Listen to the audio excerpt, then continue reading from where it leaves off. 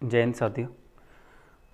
उम्मीद करता हूँ आप सभी लोग बेहतर होंगे और बोर्ड के सामने देख के आप लोगों को लग गया होगा कि सर क्लास में आ गए हैं वापस, तो आपको एकदम सही लग रहा है। क्लास में वापसी हो चुकी है एक लंबे समय के बाद। और सबसे बड़ी बात यह है कि अभी पूरी तरीके से स्वस्थ हुआ भी नहीं। घर वालों ने भी बहुत मना किया कि अभी क्लासेस लेने का मामला नहीं है, लेकिन मेरे लिए बहुत ज़्यादा इम्पोर्टेंस रखते हैं आप लोगों के एग्ज़ाम। आप लोगों का फ्यूचर, आप लोगों की ज़िंदगी, आप लोगों के सपने, आपके माँ बाप के सपने, आपके परिवार के सपने। जिन लोगों ने ये सोच के रखा कि भाई इसका कुछ हो जाएगा तो अपना घर परिवार अच्छे से चल जाएगा, और बस इसी उम्मीद के साथ आप भी चले जा रहे हो हम पे भरोसा करके, तो हम कैसे तोड़ दें आप लोगों का विश्वास। बहुत ज़्यादा ही प्रॉब्लम हो गई थी। मैंने वो सब वीडियो में आप लोगों को मतलब बताया था कि जो भी है, लेकिन मैं ठीक हूँ। उसमें दवाइयों का मुझे नहीं पता दवाओं ने कितना असर किया, लेकिन अब की दुआओं ने बहुत असर किया, और उससे ज़्यादा इम्पोर्टेंट कुछ होता भी नहीं है। और एक सिंपल सा मामला कि ना रुकना है ना थकना है, ना रुकना है ना थकना है, और ना अंबर में उड़ना है मुझे। ना रुकना है ना थकना है और ना अंबर में उड़ना है मुझे। बस गिरना है फिर उठना है, ताउम्र खुद को बदलना है मुझे। अभी वो ले नहीं रही शेर में, बस अब तो सुन लो, है ना, लाइन लिखा हुआ सुन लो, बस बाकी कुछ है नहीं बिल्कुल। कंडीशन गड़बड़ है। तो फिर भी मामला ऐसा है कि मैंने बोला ही अभी, गिरना है फिर उठना है, ताउम्र खुद को बदलना है मुझे। तो ये तो बिल्कुल सीधा मामला है कि कदम कदम पे मौत है, और मौत को मात देना ही असली ज़िंदगी है।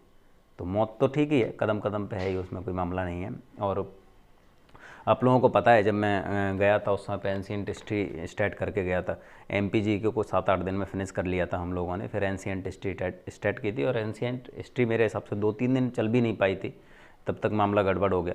अभी एंशिएंट हिस्ट्री में मतलब कितना हो गई थी वो मैं आप लोगों को रिवाइज करा देता हूँ, उसके बाद हमारा धीरे धीरे रिदम बन जाएगा। और आप सभी लोगों से मेरा फिर से एक विनम्र आग्रह है, सभी लोगों को अवगत कराओ। और घर पे नहीं बैठना यार, घर पे बैठे रह जाओगे तो दिक्कत हो जाएगी, बहुत बड़ी दिक्कत हो जाएगी। ये बिल्कुल वाला मामला है कि हम खुद को जैसे ही थोड़ा सा ब्रेक दे देते हैं, अपना माइंड मतलब ऐसे हो जाता है यार कोई बात नहीं, ठीक हो, सब कंडीशन ऐसी है। लॉकडाउन ने और किया क्या, लॉकडाउन ने जो हज़ारों बच्चों की ज़िंदगी, लाखों बच्चों की ज़िंदगी, लाखों लोगों के फ्यूचर के साथ खिलवाड़ करने वाला जो मामला हो गया, वो यही हुआ कि लॉकडाउन में वो इन सब चीज़ों से थोड़ा दूर हो गए। और फिर दूर क्या हो गए, दूर ही हो गए। समझ में आ रहा है मैं कुछ बोल रहा हूँ? वो दूर नहीं हुए, वो दूर ही हो गए।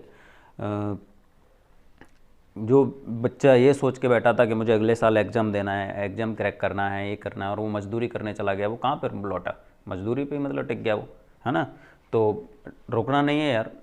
मामला चाहे साल भर का हो और चाहे फिर 4 दिन का हो, वो कंडीशन ऐसी बन जाती है, अपने माइंड सेट ऐसा हो जाता है कि फिर अब तो अरे ठीक है कोई बात नहीं, 4 दिन छुट्टी हो गई ना तो फिर 5 दिन हो जाने दो। 5 दिन ही हो गई हैं तो अब क्या दिक्कत है यार, अब चला जाऊँगा यार, मंडे से चला जाऊँगा। अरे यार मंडे को शादी आती हैं, मतलब चलो ठीक है, मैं फिर कल निकलता हूँ, कल गया, अरे आज तो मैं बहुत तो यार पूरी रात रात में थक गया हूँ, चलो परसों से देखता हूँ, 5 तारीख से देखता हूँ। 5 को तो यार बाहर थोड़ा सा गड़बड़ हो रहा है, सोमवार को ही जाऊँगा। सोमवार को बिल्कुल भोले बाबा पे एकदम से पिंडी पे मतलब फूल वूल चढ़ाऊँगा, फिर दूध चढ़ा के एकदम से शुरुआत करूँगा तो अच्छा रहेगा। फिर देखा सोमवार को तो फिर कुछ ना कुछ मतलब आ गया। तो मैं बता दूं यार, कोई भी दिन ऐसा कभी नहीं आएगा जो दिन आपको ये बोलेगा कि अब सब कुछ ठीक है, ऐसा कभी कुछ नहीं होता है। जिस दिन आपने ये सोच लिया कि मुझे आज करना है, उसी दिन से आप करना प्रारंभ करो, कभी कोई ऐसा दिन नहीं आता है। ठीक है, हर हर महादेव, जय हिंद। तो स्टार्ट करते हैं हम लोगों ने, मतलब कहाँ पे छोड़ा था उससे पहले ये करते हैं कि कहाँ तक हो गया था, जिससे कि आप लोगों को दिक्कत ना हो। तो प्राचीन कालीन भारतीय इतिहास पढ़ रहे थे हम लोग। तो प्राचीन कालीन भारतीय इतिहास की बात करो तो हम 25 से 20 लाख ईस्वी पूर्व से लेके और 10,000 बीसी तक इसको मतलब मानते हैं। इसका टाइम पीरियड अलग अलग है ना, सारे इतिहासकार या सारे टीचर्स मतलब अलग अलग समय काल उसको पढ़ा रहे होते हैं, तो उसमें टेंशन नहीं लेना है बिना फालतू का, है ना।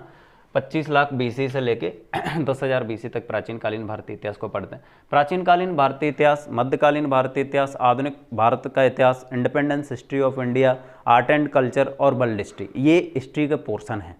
किसके पोर्शन है ये?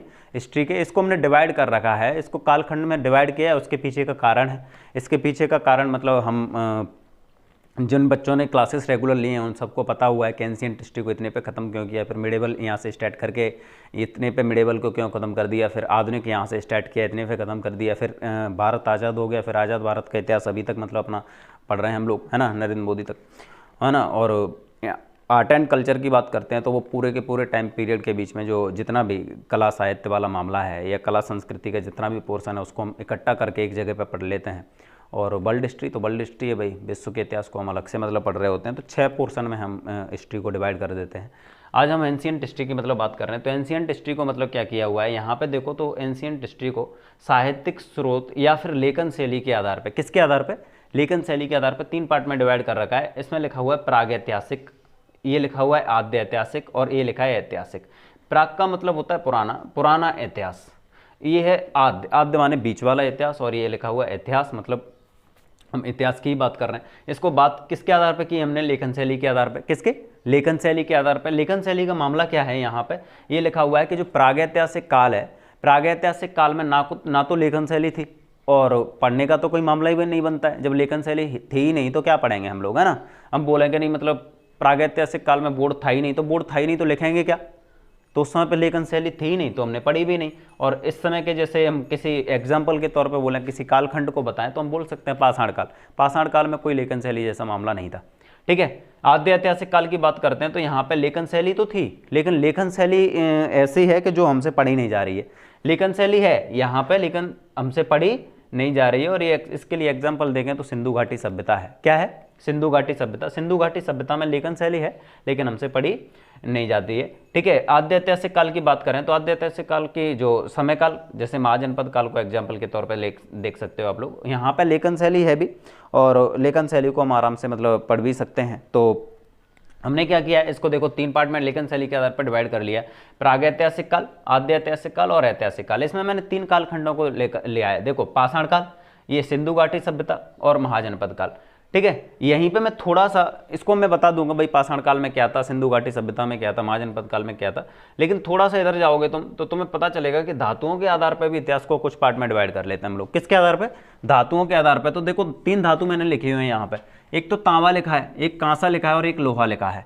मतलब देखो मामला क्या है, जैसे अगर हम ये बोलते हैं कि इंसान की ज़िंदगी है या जीवन जीने के लिए क्या ज़रूरी है, तो जीवन जीने के लिए एक मुलाकात ज़रूरी है सनम, जिंदा रहने के लिए तेरी कसम, ऐसा कुछ मामला है क्या? नहीं, एकदम बिल्कुल नहीं है, ये फालतू बकवास है ना। जिंदा रहने के लिए मुलाकात ज़रूरी नहीं होती है। जिंदा रहने के लिए ऑक्सीजन, वाटर और फूड ये ज़रूरी होता है, ठीक है। एक हवा मिल जाए, पानी मिल जाए और ऑक्सीजन, वो क्या बोलते हैं, खाना मिल जाए, ये ज़रूरी है। कोई बोलता है ना कि मतलब अरे नहीं तेरे बिना मर जाऊंगा, ऐसा हो जाएगा वैसा, ठीक है उसको बोलो ना, बहुत बढ़िया है, अच्छी बात है ये सब, ठीक है। तो ज़रूरी क्या है, एक तो ऑक्सीजन मिल जाए और एक क्या मिल जाए, पानी मिल जाए, और तीसरा क्या मिल जाए, खाना मिल जाए। ये ज़रूरी है भाई जीने के लिए। देखो ऑक्सीजन है वो हमें प्रकृति ने दे रखी है, बढ़िया, कोई दिक्कत नहीं। पानी है वो भी हमें कहीं ना कहीं से प्रोवाइड कर रहा है। खाने का एक मशक्कत वाला मामला रहा है हमेशा से। किसकी मशक्कत रही है? खाने की। भाई खाने की पूर्ति कैसे की जाए, खाना कहाँ से मतलब मिले। हमने यहाँ पे क्या किया, 3 धातुओं के आधार पर इसको डिवाइड कर रखा है। बोला है तांबा, यहाँ कांसा और ये लोहा। आप लोगों को पता होगा, आपने कई बार पढ़ा होगा कि तांबा मनुष्य द्वारा खोजी गई सबसे पहली धातु है। लेकिन हम जो बात करेंगे ना, इनकी क्या इंपॉर्टेंस है, हम थोड़ा सा पाषाण काल को मतलब देखेंगे तब समझ में आ जाएगा। लेकिन अभी मैं बता दूं कि जिस धातु के इर्द गिर्द हमारा जीवन घूम रहा होता है, उसी धातु के आधार पर उस कालखंड को डिवाइड कर दिया हमने। जैसे तांबे के आधार पर, तांबे के इर्द गिर्द जीवन घूमता रहा हमारा। फिर कांसा कोई ऐसी धातु नहीं है जो हमें डायरेक्टली प्रोवाइड हो। कांसा मतलब तांबे और टिन से मिलकर मतलब एक धातु बनती है, तो कांसे का जो मामला हो गया। फिर लोहा, तो लोहा बहुत बाद में आया। लोहा को हम समझते हैं कि मतलब बहुत सारे लोग होते हैं जो ऐसी कंडीशन में लगा देते हैं कि लोहा तो सबसे पहले, ऐसा नहीं कि मतलब लोहा है उसकी खोज हुई थी या फिर हमने मतलब बनाया है कहीं से, वो है तो प्राकृतिक ही और प्रकृति ने हमें दिया है। लेकिन मामला है कि हमारी जानकारी हो सकता है कि हमें अभी बेहतर से बेहतर कुछ और मिले। अभी हम जैसे ब्रह्मांड की बात करते हैं तो जो विकास सर को अगर आप सुनते हो या विकास सर को आपने सुना हो कभी, तो बोलते रहते हैं वो हमेशा कि हम तो ब्रह्मांड नहीं हैं, ब्रह्मांड में हमारा अस्तित्व ही क्या है। और सच्चाई यही है। हम पढ़ा रहे हैं, कहाँ पे पढ़ा रहे हैं भाई? कैलारस में पढ़ा रहे हैं। कैलारस की मुरैना में कितनी वैल्यू है? मुरैना की एमपी में कितनी वैल्यू है? एमपी की भारत में कितनी वैल्यू है? भारत की एशिया में कितनी वैल्यू है? एशिया की पृथ्वी पे कितनी वैल्यू है? पृथ्वी की सौरमंडल में कितनी वैल्यू है? सौरमंडल की आकाशगंगा में कितनी वैल्यू है? आकाशगंगा की ब्रह्मांड में कितनी वैल्यू है? और फिर हम लोग अकड़ में घूम रहे होते हैं। तो हमारी वैल्यू है ही क्या ब्रह्मांड में? हम समुद्र नहीं हैं, हम क्या हैं? एक बूंद हैं। क्या है? बूंद। तो वही वाली कंडीशन है कि अभी हमने बहुत कुछ मतलब छोड़ रखा है, या फिर हमारी अभी जहाँ तक बुद्धि विकसित हुई है उससे बहुत बड़ा है ये ब्रह्मांड, बहुत बड़ा है संसार। तो अभी तक हम वहाँ तक नहीं पहुँच पाए हैं, हमें बहुत कुछ अभी सीखना है, बहुत कुछ जानना है। ठीक है, तो यहाँ तांबा, कांसा और लोहा, ये तीन धातुओं को हमने मतलब एक तरीके से डिवाइड कर रखा है इतिहास को इन तीन तत्वों के आधार पर। ताम्रयुगीन सभ्यता, कांस्ययुगीन सभ्यता और लोहयुगीन सभ्यता। चलो यहाँ पे लिखा हुआ है पाषाण काल, ये ताम्रपाषाण काल, ये हड़प्पा सभ्यता, वैदिक सभ्यता, महाजनपद काल, बौद्ध धर्म और जैन धर्म। यहाँ तक आज हम इसको कंप्लीट करते हैं। अगर हमारे पास मतलब कंप्लीट करने का, इनमें से बहुत सारा टॉपिक तो हमारा पहले से कंप्लीट है, हमें सिर्फ क्या करना है, उसको रिकॉल करना है, जिससे तुम्हें याद आ जाए कि नहीं हाँ ये तो पढ़ रखा है, बस पढ़ाया तो था, बहुत पहले पढ़ाया था सर, जब बीमार हुए थे ना उससे पहले पढ़ा के गए थे, थोड़ा सा बताया था, अभी गड़बड़ हो गया है। चलो कोई बात नहीं, मैं रिकॉल करा देता हूँ, पूरा का पूरा लिखा होगा आप लोगों के पास, बस थोड़ा थोड़ा सा समझाना है। देखो सबसे पहला जो कालखंड हम पढ़ रहे हैं वो है पाषाण काल। पाषाण का मतलब होता है पत्थर। पाषाण का मतलब क्या होता है? पत्थर। मतलब इस समय की जो इंसान थे, इनकी जिंदगी किसके इर्द गिर्द घूम रही थी? पत्थर के इर्द गिर्द। मतलब पत्थर के इर्द गिर्द क्या चक्कर लगाते थे पत्थर के? नहीं भाई, मामला क्या है सुन लो। ऑक्सीजन है, मैंने बोला ऑक्सीजन कहाँ से मिल रही थी इनको? प्रकृति से। ठीक है, पानी का मामला है तो नदियां हैं, झरने हैं, झील हैं, कहीं से भी मतलब इन्हें पानी प्रोवाइड हो जाता था, कोई दिक्कत नहीं। मामला था खाने का, खाने की मशक्कत हो रही थी, और खाने की मशक्कत के लिए प्रकृति ने इनके पास 2-3 ऑप्शन दे रखे थे। ठीक है, क्या दे रखे थे? 2-3 ऑप्शन दे रखे थे। उनमें से एक ऑप्शन था शिकार। शिकार करना मतलब, शिकार करना मतलब ये है कि इनसे जो कमजोर जानवर थे, मतलब जानवर तो हम भी हैं, जानवर तो इंसान किस में आता है? एनिमल ही है ना। ठीक है, तो इनसे कमजोर जानवर, ये मामला क्या है इनका? जैसे इनसे कोई कमजोर जानवर मिला तो इन्होंने पत्थर उठाया, उसको मारा, जानवर है वो मर गया, उसको उठाया और खा गए। ये मामला है इनका, शिकार करने वाला मामला है। ठीक है, हम इसकी बात कर रहे थे। तो पत्थर का यूज करते थे वो अपना खाना खाने के लिए या खाना बनाने के लिए। पत्थर से क्या किया वो, एक हिरण है और हिरण को मारा, हिरण गिर गया है, फिर उसको मतलब अगर उनको काटना है पत्थर से ही काट लिया। मतलब इनके पास लोहे वोहे जैसा कोई मामला था नहीं, तो पत्थर से ही औजार बनाना, ये सब हमारे लिए इस वजह से इंपॉर्टेंट मैंने बताया। पाषाण काल की मैंने बात की तो थोड़ा सा हमें मतलब 2 मिनट की स्टोरी के थ्रू हमें समझ में आ जाएगा इंसान की कैसे यहाँ से यहाँ तक की जर्नी है, वो यहाँ तक कैसे पहुँचा था। हम लोग ये तो बोल देते हैं अरे क्या किया यार हमारे पूर्वजों ने हमारे लिए, अरे तुम्हारे लिए क्या किया यार, घुटनों से खड़े हो गए और यहाँ तक तुम्हें वीडियो कॉल तक पहुँचा दिया, और सैटेलाइट तक मामला यहाँ से ट्रेस। पहले सोच के देखो, यही नहीं पता चल रहा था उसको, कोलंबस को, वो आ रहा है इंडिया, पहुँच गया वेस्ट इंडीज़। आज देखो जीपीएस है ना, गगन तुरंत यहाँ से। अच्छा ये भी नहीं बोलते कंडीशन कहाँ पे, तो मैं इस गली में हूँ, अरे यार मुझे नहीं समझ में आ रही, लोकेशन सेंड कर। मतलब यहाँ तक तो पहुँच गए, और क्या मतलब मामला है। ठीक है, धीरे धीरे ऐसे ही विकास होता है। तो उनको दोष देना या ये वाला मामला, अरे क्या किया है यार, वो तो गंवार हैं, अभी पीढ़ी देखो। अरे भाई जो गंवार तुम्हें आज दिखाई दे रहे हैं ना, जिनको तुम आज गंवार बोल रहे हो, तुम्हारी आने वाली पीढ़ी तुम्हें भी यही वाली बात बोलनी है, अरे तुम ये भी नहीं जानते हो, तुम्हें ये भी नहीं आता है, अरे तुम्हारी कंडीशन तो बहुत गड़बड़ है। तो ये 2050 तक तुम भी रिजेक्ट हो जाओगे, तुम भी साइड में डाल दिए जाओगे। जो तुम्हारी पीढ़ी आने वाली है वो तुम्हें कहाँ पे काउंट करने वाली है। ठीक है, तो ऐसा मत किया करो। हमारे जो पूर्वज हैं बहुत कुछ हमें देके गए हैं, बहुत कुछ सिखा के गए। ठीक है, तो पाषाण काल की हम बात कर रहे थे, 25 लाख BC की बात कर रहे हैं। इस समय पे जो इंसान है, इंसान की कंडीशन ऐसी है ना, तो वो आपने आदि मानव को मतलब सुना होगा, वही वाला मामला है ना। तो ये कपड़े पहनना मामला है इनका, ना इनकी कोई एक पारिवारिक ज़िंदगी चलती है, ना ऐसी कंडीशन वाला मामला कि कोई घर बना हुआ है बढ़िया आलीशान, AC चल रही है, कूलर चल रहा है, या फिर ऐसा वाला मामला कि बढ़िया बोलेरो में बैठ के जा रहे हैं, स्कॉर्पियो मतलब ले थार घूम रहे हैं। ये कंडीशन नहीं है इनकी। इनकी कंडीशन कैसी है? इनकी कंडीशन ऐसी है कि भाई ग्रुप में रह रहे हैं, 7-8 यहाँ पे रह रहे हैं, 7-8 यहाँ पे रह रहे हैं, बढ़िया गए यहाँ पे पानी आनी तो मतलब मिल ही गया, ऑक्सीजन का कोई मामला है नहीं, खाने की तलाश में गए एक देखा एक हिरन जा रहा है, एक उठा के पत्थर मारा, हिरन मतलब नीचे गिर गया है, उसको काटा खाया, और उसके बाद क्या करना है, जाके सो गए। सोना कहाँ पे? पेड़ पे जाके सो गए। किस पे सो गए? पेड़ पे जाके सो गए। फिर धीरे धीरे इनकी मतलब और बुद्धि विकसित हुई, तो मामला ऐसा हुआ कि यार हम भागना आगना क्यों पड़ता है हमें, देखा कि यार पानी जहाँ पे मिलता है वहीं पे अगर खाने की व्यवस्था हो जाए तो फिर ये धीरे धीरे मतलब कहाँ पे रहने लग गए, गुफाओं में रहने लग गए। गुफाओं मतलब इन्होंने कहाँ पे बनाई, जहाँ पे जानवर पानी आने पीने आते थे, खासकर नदियों के किनारे इनारे, वहीं तो आएंगे पानी पीने के जानवर। तो इन्होंने मतलब, लेकिन इन्होंने बहुत तरीके वाला, क्योंकि बाहर भी सो सकते थे, लेकिन इनको ये पता था कि नहीं यार ऐसे कंडीशन में नहीं सोना है, हमें गुफाओं का भी तरीका वाला मामला था, क्योंकि जहाँ पानी पीने हिरन आता है वहाँ पानी पीने शेर भी आता है। समझ में आ रहा है मैं क्या बोल रहा हूँ? जहाँ पानी पीने हिरन आता है वहाँ पे पानी पीने कौन आता है, शेर भी आता है। ये हिरन का शिकार तो ये लोग कर लेंगे, लेकिन शेर इनका शिकार कर लेगा। तो इन लोगों ने बहुत दिमाग वाला मामला किया। तो समझ में आया आप लोगों को ये चीज़ें, हाँ या ना? चलो ठीक है। तो इन्होंने फिर पेड़ों से उतर के कहाँ पे रहना शुरू कर दिया, गुफाओं में रहना शुरू कर दिया।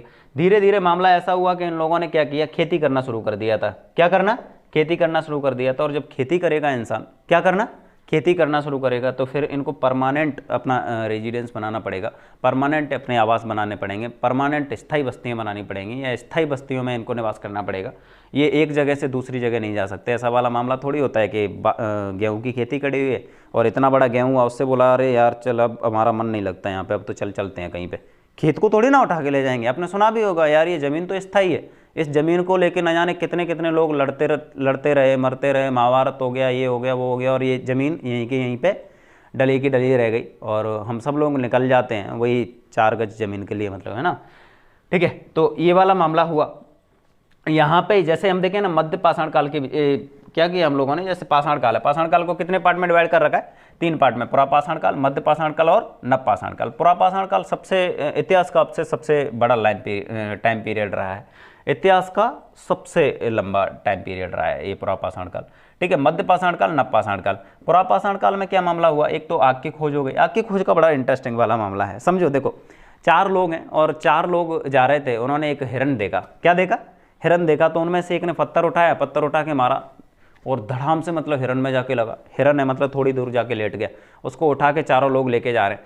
फिर जैसे ही रास्ते में वो जा रहे हैं तो रास्ते में उन्हें एक, मैं कहानी अपने हिसाब से मतलब बता रहा हूँ भाई, इसको ये नहीं कि मतलब सर ये कहाँ लिखा हुआ है, वो भाई आप लोगों को याद रहे, इस वजह से मैं ऐसा कुछ। ठीक है, तो हिरन को लेके जा रहे हैं 4 लोग मतलब जैसे हिरन को लेके जा रहे हैं, तो मतलब फिर एक से हिरन दिखा तो दूसरे ने पत्थर उठाया और उठा के मार दिया उसको। वो पत्थर है ना, पत्थर में जाके लग गया। जैसे ही पत्थर में लगा चिंगारी निकली, वहाँ पे सूखी घास डली हुई है, उसमें आग लग गई। इनको पता नहीं था, इनके लिए अजूबा वाला मामला था। ये चारों के चारों भाग रहे हैं बहुत बुरी तरीके से। बोला क्या हो गया है, हिरन को भी वहीं पे, जो दूसरा इनके कंधे पर रखा हुआ उसको छोड़ के भाग गए।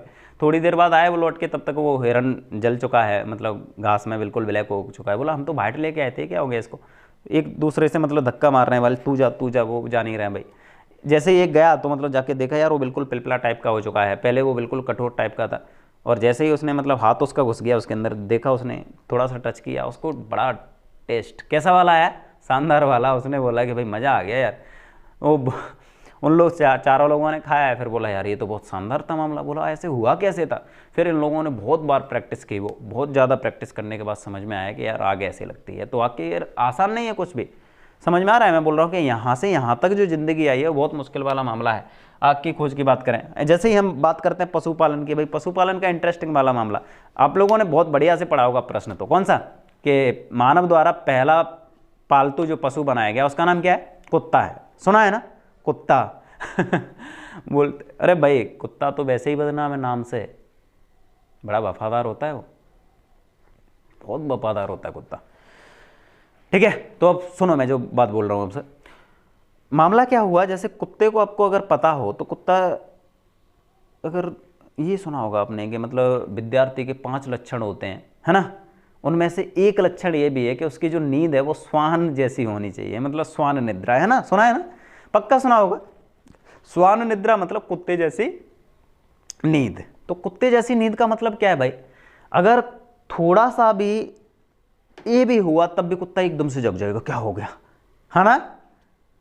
मतलब क्या होता है, वो उसको बहुत कम फ्रीक्वेंसी पे सुनाई दे जाता है। अब सोच के देखो आप, ये लोग शिकार करने जा रहे हैं और अगर उसको लगा कि मेरा शिकार होने वाला है तो कुत्ता भाग जाता है। इन लोगों ने देखा यार बड़ा चालाक जानवर है, लेकिन जैसे ही इसको थोड़ा सा प्यार से उससे बात करते हैं या मतलब उसको बुलाते हैं तो वो आ जाता है आसानी से। तो इन लोगों को समझ में आया यार ये तो काम की भी बात है। इन लोगों ने कई बार ऐसा देखा कि कोई खूंखार जानवर है और वो खूंखार जानवर शिकार करने आया और इन लोगों को पता ही नहीं चला, कुत्ते को पहले पता चला, कुत्ता भाग गया और इनमें से किसी का शिकार हो गया। तो इनको समझ में आया कि यार इसको कैसे पता चला, कोई भगवान से कॉन्टैक्ट तो नहीं है इसका, बड़ा चालाक सा जानवर है। तो कुत्ते को इन्होंने पालतू बनाया। कुत्ता इनकी दो तरीके से हेल्प कर देता है, एक तो इन्हें शिकार बताने में हेल्प कर देता है, दूसरा इनका शिकार होने से बचा देता है। समझ में आ रहा है ना मेरा? तो इन्होंने कुत्ते को पालतू बना लिया। धीरे धीरे मतलब इन्होंने और भी जानवरों को पालतू बनाना शुरू कर दिया। और पालतू बनाने का मामला ये था कि जब जैसे पशुपालन करेंगे तो फिर इनको भटकना नहीं पड़ेगा। जैसे मान के चलो कि 4 हिरन पाल लिए घर पे, 4 हिरन पाल लिए, 4 सूअर पाल लिए और कोई भी मतलब खरगोश पाल लिए। तो अब कंडीशन ये है कि शिकार करने के लिए मतलब बाहर जाने की क्या जरूरत है, 4 में से 8 हो जाएंगे, घर पे ही खाते रहेंगे आराम से, कोई दिक्कत नहीं है। तो पशुपालन का भी मामला ऐसे मतलब बना, ठीक है। पाषाण काल की हम बात कर रहे हैं, खेती का मामला ऐसे बना, आग का ऐसे मामला बना। भाई समझ में आया ना, ये बड़ा स्ट्रगलिंग वाला मामला है। हम लोग, फिर मैं बोल रहा हूँ बार बार, आप लोग समझ लो इस बात को। यहाँ तक जो हम आए हैं वो आसान नहीं रही है, हमारी राह बहुत कठिन रही है, बहुत कठिन रहा है, और ये चलती जा रही है ना। आने वाली पीढ़ियाँ हैं ना, वो भी मतलब ये वाली बात बोलेंगी कि आपसे बोलेंगी आपने क्या किया यार ज़िंदगी में। उनसे बोलो कुछ नहीं किया हमने ज़िंदगी में, कोई बात नहीं है, तुम कर लेना बहुत कुछ, है ना। तो पाषाण काल, पाषाण काल के बाद ताम्र पाषाण काल। ताम्र और पाषाण मतलब तांबा और पत्थर, ये दोनों चीज़ें मतलब ज़िंदगी को डिफाइन कर रहे हैं इस समय पे। मतलब पाषाण काल तो चल ही रहा था, साथ ही साथ में मतलब तांबे की भी खोज हो गई थी, तो तांबे से भी ज़िंदगी मतलब घूमने लग गई थी, ठीक है। हम लोग मतलब उसको, ये फैक्चुअल इन्फॉर्मेशन है, वो डिटेल में हम लोग पढ़ चुके हैं। यहाँ की एक सभ्यता थी, आपने पढ़ा होगा, वो कौन सी सभ्यता थी आप लोग बता पाओगे? जिसमें जैसे कोई वयस्क व्यक्ति होता था तो उसको उसके पैर काट के दफनाया जाता था कि नहीं ये भूत ऊत ना बन जाए, ऐसे करके ये मान्यता मतलब इस समय पे चलती थी। जो और भी संस्कृति याद है क्या, कुछ आ रहा है? हाँ, ऐसे करके कुछ। तो वो ताम्र पाषाण काल का ही समय है, ठीक है। हड़प्पा सभ्यता की हम लोग बात करते हैं। हड़प्पा सभ्यता के समय काल को लेके फिर वही वाला मामला कि समय काल को लेके पूरे के पूरे मतलब जो प्राचीन कालीन इतिहास है उसमें मतभेद है इतिहासकारों में। इतिहासकार मतलब कोई कुछ बोलता है, कोई कुछ बोलता है, लेकिन हम हड़प्पा सभ्यता की जब बात करते हैं तो इसका जो सर्वमान्य समय काल है, जिसको सब लोग मतलब मानते हैं, वो है तुम्हारा 2500 से लेके 1750 BC। 2500 से 1750 BC का इसका जो समय काल है, हड़प्पा सभ्यता बोल रहे हैं इसको। मामला वो बहुत लंबा है, आप लोगों ने सुना होगा। 1826 में व्यक्ति है चार्ल्स मैसन, ऐसे करके उसने मतलब कभी उसको भनक लगी कि यहाँ पे हड़प्पा सभ्यता। फिर वो बर्टन बंधुओं वाला आपने मतलब सुना होगा पूरा का पूरा, है ना, कि कैसे ट्रेन वाला मामला था और उन्होंने एक बहुत बड़ी सभ्यता का विनाश कर दिया, लगाते चले गए ईंट ईंट उसमें, मतलब जहाँ पे भी कंक्रीट की ज़रूरत पड़ी। फिर वो आपने सुना होगा जो भारतीय पुरातत्व का विभाग, जिन्हें भारतीय पुरातत्व विभाग का जनक बोला जाता है, क्या नाम है उनका, अलेक्जेंडर कनिंघम, है ना। उन्होंने भी 1856 में इनको मतलब सोचा कि चलो इसकी खोज वोज की जाती है, लेकिन फिर वो कंडीशन नहीं बन पाई। और फिर आपको पता होगा कि 1921 में जाके, कब, 1921-22 ये वाला समय पीरियड है, और यहाँ पे आपको पता चलेगा कि हड़प्पा की खोज और मोहनजोदड़ो की मतलब खुदाई, किसकी खुदाई की बात कर रहे हैं, ठीक है। आपने नाम सुना होगा सर जॉन मार्शल का, किसका नाम सुना होगा, सर जॉन मार्शल। उनके नेतृत्व में मतलब मामला बना कि यार हड़प्पा का खुदाई की जाए। तो 1921 में कौन सा व्यक्ति है, दयाराम साहनी, कौन सा, दयाराम साहनी। और 1922 में राखलदास बनर्जी, कौन, राखलदास बनर्जी, इनके नेतृत्व में मतलब खुदाई हुई। और यहाँ पे पता चलता है आपको कि सबसे पहले किसकी खुदाई हो रही, हड़प्पा की। हड़प्पा कौन सी नदी के किनारे पे है, रावी नदी के किनारे पे है। किसके, रावी नदी के किनारे पे है। हम बात कर रहे हैं सिंधु घाटी सभ्यता की। किसकी बात कर रहे हैं हम लोग, सिंधु घाटी सभ्यता की। तो आपको पता होगा कि ये यहाँ से निकलने वाली एक नदी है, ये सिंधु नदी निकल रही है। सिंधु नदी ऐसे करके निकल के ये आ गई तुम्हारी पाकिस्तान होती हुई, कहाँ पे चली गई है, अरब सागर में। कहाँ चली गई, अरब सागर में। तो इस नदी के किनारे पे जो सभ्यता विकसित हुई उसी को बोलते हैं सिंधु घाटी सभ्यता। और इसमें सबसे पहले जिस शहर की खुदाई हुई या जिस शहर को खोजा गया उसका नाम है हड़प्पा, रावी नदी के किनारे है। रावी सिंधु की एक सहायक नदी है, ठीक है। तो हड़प्पा सभ्यता नाम रख दिया गया इस वजह से क्योंकि सबसे पहले खोजा गया शहर कौन सा था, हड़प्पा था। उसके बाद जो शहर खोजा गया वो मोहनजोदड़ो है। कौन सा है, मोहनजोदड़ो। तो मोहनजोदड़ो और हड़प्पा इन दोनों को बोला जाता है कि सिंधु घाटी सभ्यता की जुड़वा राजधानी हुआ करती थी। ये दोनों की दोनों क्या थी, राजधानी थी। तो आप लोगों को एकदम से पता होना चाहिए, कोई दिक्कत वाला मामला नहीं होना चाहिए। हड़प्पा सभ्यता की बात करते हैं तो ऐसे करके कुछ इसका मामला बना था। ये हड़प्पा सभ्यता ऐसे फैली हुई थी। तो त्रिभुजीकार में ये सभ्यता थी। यहाँ पे एक शहर था मांडा, यहाँ पे दैमाबाद, यहाँ पे आलमगीरपुर और यहाँ पे सुतका गेंडो, ठीक है। ये पूरा का पूरा मामला है हड़प्पा सभ्यता का, त्रिभुजीकार। और हड़प्पा सभ्यता एक नगरीय सभ्यता थी। कैसी सभ्यता थी, नगरीय सभ्यता। कैसी सभ्यता है भाई, ये नगरीय सभ्यता है। नगरीय सभ्यता की हम बात करते हैं, क्या हो गया, तो कैसी सभ्यता है? नगरी सभ्यता है। और इस नगरी सभ्यता की अगर हम जैसे बात कर रहे हैं तो नगरी, भाई नगर और शहर में क्या डिफरेंस होता है, वो गांव और शहर में क्या फ़र्क होता है? तो हम बात कर रहे हैं जैसे गांव है, गांव तो गांव का मतलब ये होता है कि यहाँ के जो 70% प्लस आबादी है वो किस पे निर्भर है? वो प्राथमिक क्षेत्र पे निर्भर है, जैसे कृषि कार्य कर रही है ना, पशुपालन कर रही है, इन सब चीज़ों पे निर्भर है। और नगरी सभ्यता का मामला ये है कि यहाँ पे मतलब एक तो अच्छे विकसित साधन संसाधन हो, और उसके साथ साथ यहाँ पे अधिकतम लोग क्या करते हो? व्यापार करते हो। किस पे डिपेंडेंट हो? व्यापार पे। तो सिंधु घाटी सभ्यता में मतलब जो प्रमुख पैसा था लोगों को व्यापार करना था। दूसरे नंबर पे क्या आता था? कृषि आता था। पहले नंबर पे क्या था? व्यापार। दूसरे नंबर पे कृषि आता था। यहाँ की जैसे आप लोगों ने मतलब पढ़ा होगा बहुत बढ़िया से, मतलब जैसे अभी क्या समय का बहुत अभाव है, सिर्फ 40-45 मिनट का समय रहता है, और जहाँ तक मुझे उम्मीद है टाइम भी लगभग हो ही गया है। कोई बात नहीं, मैं 5-7 मिनट में इसको पूरा समराइज कर देता हूँ यहाँ तक, नहीं तो फिर क्या होगा, दिक्कत हो जाएगी। कल से क्लासेस जैसे ही प्रारंभ होगी तो आपको दिक्कत ना हो, इस वजह से मैं चाहता हूँ। तो हड़प्पा सभ्यता में जैसे हम देखो, कोई भी संस्कृति रही है या कोई भी सभ्यता रही है, उसके 4-5 पिलर में आप उसको डिवाइड करो, उसके बाद सब कुछ मैटर मतलब क्लोज हो जाएगा वहीं पे। देखो, वहाँ की सामाजिक स्थिति, वहाँ की राजनीतिक स्थिति, वहाँ की धार्मिक स्थिति, है ना, वहाँ की सांस्कृतिक स्थिति, जैसे आर्थिक स्थिति, जैसे ही आप इन सब चीज़ों को समझ जाओगे उसके बाद मतलब कंप्लीट हो जाएगा। जैसे अगर हम हड़प्पा सभ्यता के सामाजिक स्थिति की बात करते हैं, किसकी? हड़प्पा सभ्यता की सामाजिक स्थिति की बात करते हैं, तो हड़प्पा सभ्यता का जो समाज है वो समाज मतलब 2 वर्गों में विभाजित है। किसमें? 2 वर्गों में विभाजित है। मतलब एक वर्ग ऐसा है जो उच्च वर्ग है, और एक वर्ग है वो निम्न वर्ग है, और वो हमेशा रहेगा भाई, ये खाई रहती है। मतलब कभी भी जो पूर्णतः समानता की बात करते हैं ना, वो पॉसिबल ही नहीं है। कैसे पॉसिबल होगा? कभी संभव नहीं हो पाएगा ये वाला। पूर्णतः समानता नहीं हो सकता, समाजवाद हो सकता है ना, मतलब जहाँ तक संभव हो समाजवाद हो, वो जहाँ तक संभव हो लोगों में समानता है। लेकिन ये बोलो कि मतलब अरे हम बहुत बड़ी गलतफहमी लोगों को, जैसे समाजवाद का जैसे ही मतलब मामला आता है, लोगों की कंडीशन पहुँच जाती है यूपी में, और वो बहुत सारे लोगों को तो आज तक यही नहीं पता है कि समाजवाद का मतलब क्या होता है। वो समाजवाद के नाम पे जानते हैं कि समाजवाद का मतलब है कि जैसे ही सोचेंगे समाजवाद, समाजवाद माइंड में आया और समाजवाद के नाम पे सोचेंगे अच्छा पार्टी। अरे नहीं मेरे भाई, विचारधारा की बात कर रहे हैं हम लोग, है ना। किसकी बात कर रहे हैं? विचारधारा की। और विचारधारा बहुत शानदार है, उस पर चलना बहुत मुश्किल वाला मामला है भाई, है ना। जो लोग समाजवादी हैं वो समाजवादी नहीं है। कुछ बोला मैंने, समझ में आया? जो समाजवादी हैं वो समाजवादी नहीं हैं, और एक्चुअल में जो समाजवादी है वो प्रत्येक व्यक्ति हो सकता है। वो मतलब किसी पार्टी का क्या मामला है उससे। आया समझ में? तो मैं बात कर रहा था कि पूर्णतः समानता तो संभव नहीं है, साम्यवाद जिसको बोला जाता है नहीं हो पाएगा, लेकिन समाजवाद पॉसिबल है अगर मतलब जहां तक लोग चाहें तो। सिर्फ अपना देखा जाए पूंजीवाद, सबका देखा जाए समाजवाद। आया समझ में? अपना उत्थान करना है, दुनिया भाड़ में जाए, कोई मतलब नहीं।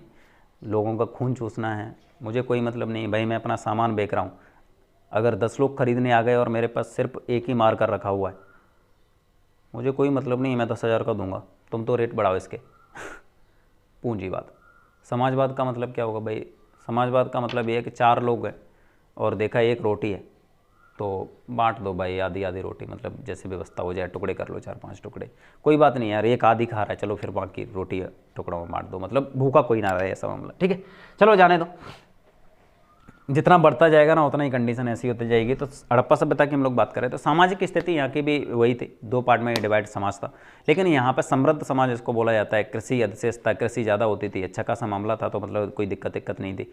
व्यापारिक सभ्यता है। व्यापारिक सभ्यता की हम बात कर रहे हैं तो जैसे बोला कि ये मेसोपोटामिया की सभ्यता से, ईरान से, इराक से, यहाँ से क्या बोलते हैं मिस्र, ये दक्षिण भारत से, राजस्थान से, इनका व्यापार होता था। बड़ा बढ़िया वाला मामला था, विकसित। ऐसा बोला जाता है कि सिंधु घाटी सभ्यता सबसे प्राचीन तो नहीं है, लेकिन प्राचीन सभ्यताओं में से एक है, और प्राचीन सभ्यताओं में सबसे विकसित सभ्यता है सिंधु घाटी सभ्यता।